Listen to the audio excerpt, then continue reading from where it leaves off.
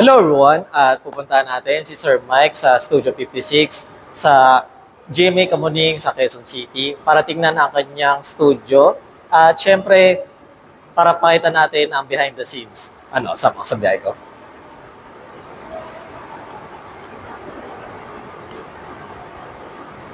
At pupuntahan natin ang Studio 56 at nasa likuran natin ito, ayun yung building.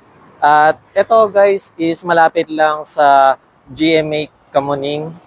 Along siya EDSA. Isa't kalahating block lang. Ayun. Walking distance lang din naman siya.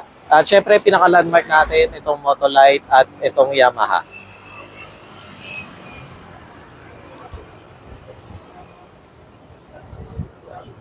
At kung may gusto ko yung photoshoot or pictorial, ayun, nag-aano si Sir Mike, ayun. Punta na lang kayo.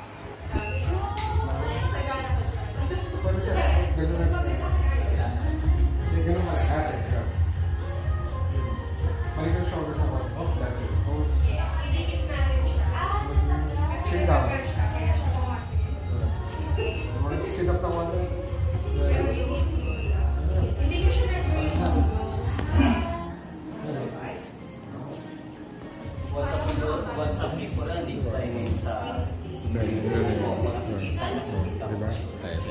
Konting ganun-ganun lang, kalaki na dito. Gusto ko ba? Killer looks. Ganun naman eh. Magaling ka naman talaga photography if ever. Kung talagang tututukan mo.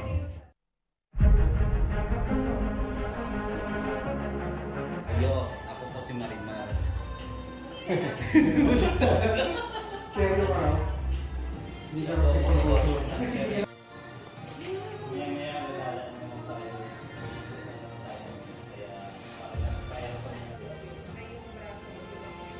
bakit siya. So, tagal lang.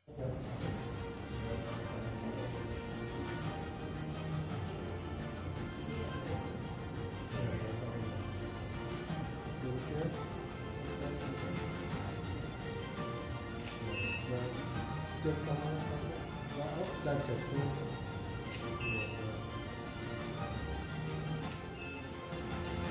Ano sir ang hindi pinaka-awkward? Ganito, hindi siya awkward. Kasi may line na awkward, di ba? Oo, hindi mo masyadong malayo.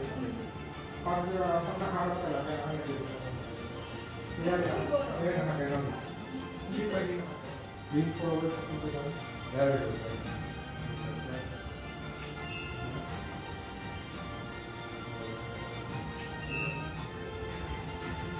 Pero hindi yung babaw sa mga taas mo na pa. Oh, that's it. Hold. So, and then get from the go. That's good. Tapos yung tayo ng kamay mo, babaw mo na taas mo na up, hold. Relax your eyes. Relax. That's it. Perfect. Sometimes yun, reward ko na yun.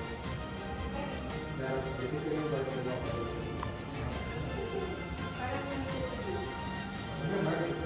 Pinapasaya ko lang.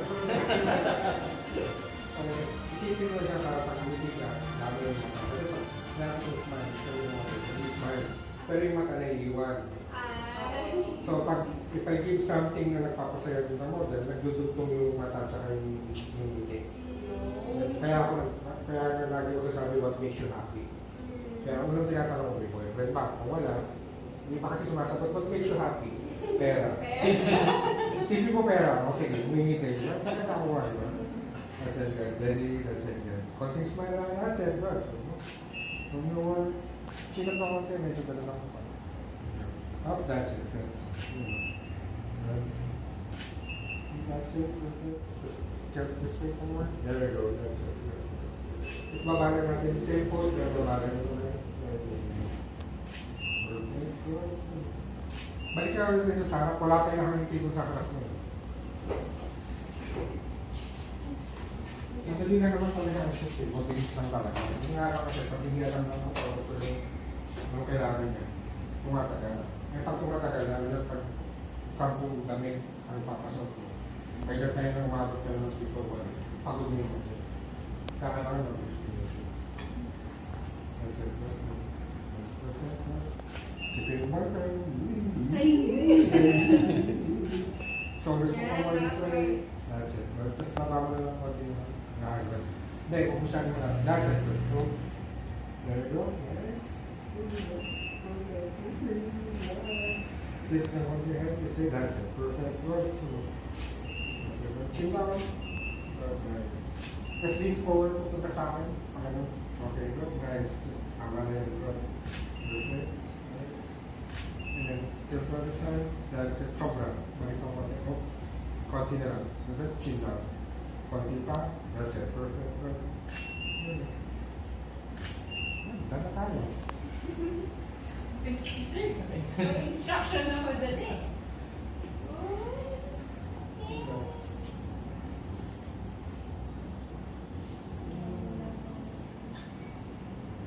Oh, Korea. Korea. Ay, wala akong tsaka. Hindi ko dala. Ay, nice! There ako din!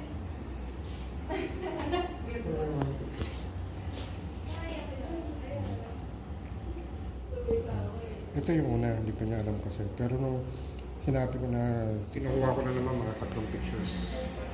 Okay, maximum of 5 per set. Kaya hindi mo kailangan marami. Kasi when I started, matagal. Kasi hindi ko pa alam kung, kasi hindi ko alam kung anong maganda, ano yung gusto ko, ano yung gusto ko natin. So, it takes, it took me siguro mga 15 or more. Ay, saan mo na yung gamit?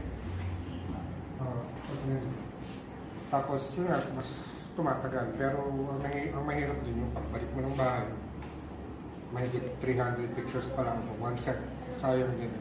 May maubos yung oras mo mamili.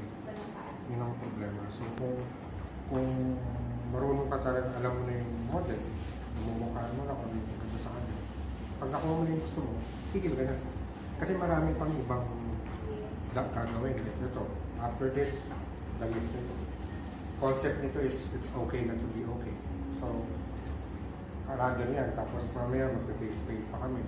2 pang face paint. Tapos may dala siyang mga kimono. So, kung matatagalan pa, kung pwede tayo doon sa huli, wala na, pangit na yung shoot mo. Kasi pagod na mawawala na yung energy model. Tapos, hindi lang yun. Magiging known ka sa industry na itong photographer ito, nakakapagod dyan. Although hindi nila alam na hindi mo alam na ano yung maganda. Pero para sa kanila, nakakapagod ng ka-work. Diba? Yun ang problema. Elite lang naman ng industry. Kahit sabihin mo, sa damakmak yung model. Yung mga model na yan, pagdating na isang fashion show, nagsasama-sama. Tapos nakita nila, ay, nashoot ko na rin pala ni ganito, nashoot ko na ganyan. Kumusta naman yan?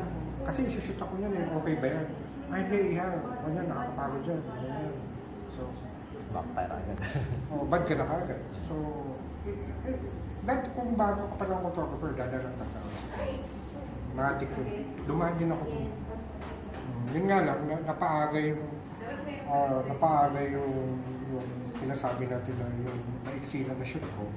Kasi, I paid for workshops. Nag-assist ako for a photographer sa Dubai, yung Pilipino. Siya naging mentor ko. Si Chris Calamberan, magaling na commercial photographer sa Dubai hanggang ngayon. In fact, nagbukas din siya ng sarili niyang malaking firm doon. As in, nag-expand siya. Marami na siyang photographers ngayon. So, nag-work ako sa kanya for free for almost a year and a half. So, basta taga-buhat lang ako. Hindi ako nagdala ng camera. As in, buhat lang. In and out ng kotse niya na maliit, sinasaksak ko yung mga gamit. Pag sinabi mo sa akin, pre, saan lalagay ito? Sir, dito yan, sa kaliwa yan. Ganito, sa sobrang liit ng car niya, punong-puno ng gamit at nandun pa ako. Alam ko na kung saan sulok siya ilalagay. Pag hindi mo siya nilagay doon, hindi magkakasya sa sasakyan. That was, sasakyan niya ngayon, malaki na mayaman eh. Kumita na ng malaki. So, it came to a point na after a year and a half siguro, na nag-work ako sa kanya for free. Hindi naman for free, siguro mga few something lang. And then, binigyan na niya ako ng allowance. Tapos binigyan na niya ako ng tamang bayan. May progression naman din yun eh. So, nung nalaman niya na nagkaroon kami ng nagkompetensya kami sa isang project. Kasi syempre, nag-assist ako. At the same time, nag-shoot ako. So it came to a point in time na napansin niya na, Mike, wala ka nang matututunan sa akin.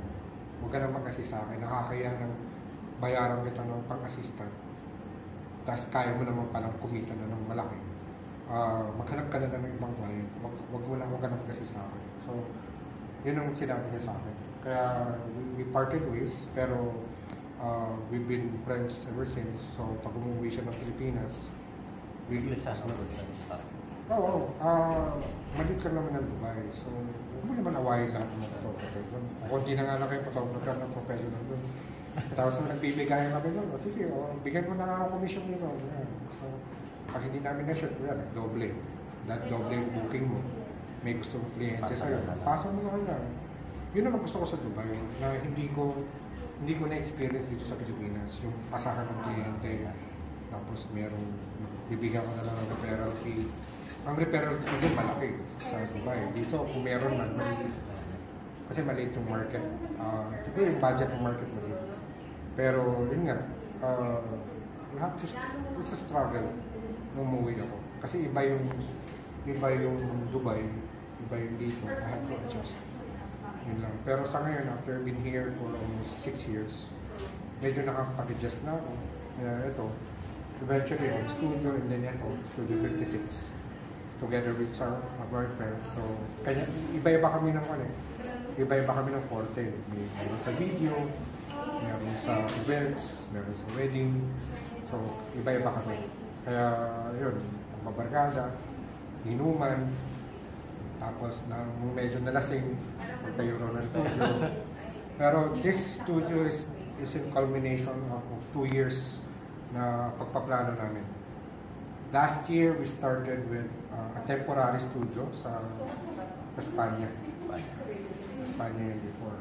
So, although hindi amin yung studio, bar siya sa gabi, binabayaran lang namin or nagsushoot lang kami dyan ng hapon. And then eventually, hindi namin nagustuhan na schedule kasi nung una, Espanya, malayo sa amin. Pangalawa, hindi kami pwedeng magpagabi kasi nga bar siya sa gabi. So, tapos busy na rin kami sa mga kanya-kanyang racket. So, eventually, naghanap kami ng talagang permanent, more or less, semi-permanent.